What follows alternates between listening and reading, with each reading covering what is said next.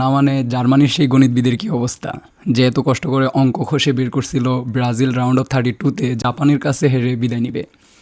তো ব্রাজিল আর Carlo Ancelotti তার এই অঙ্কের মধ্যে জামা ঘষে দিয়ে প্রমাণ করে দিল এখানে বই খাতার অঙ্ক মিলিয়ে ব্রাজিল ফুটবলকে আবিষ্কার করা যায় না। ব্রাজিল আজকের ম্যাচে ছিল দুর্দান্ত, অপ্রতিরোধ্য।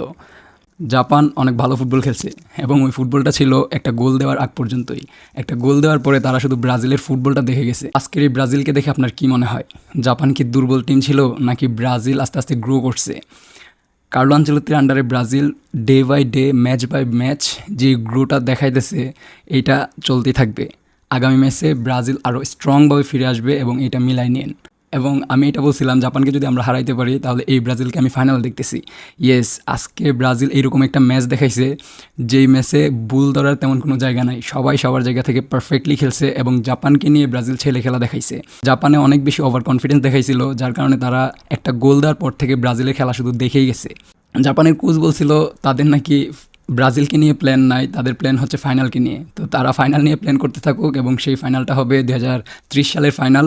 সেই ফাইনালে দেখি জাপান কি করতে পারে।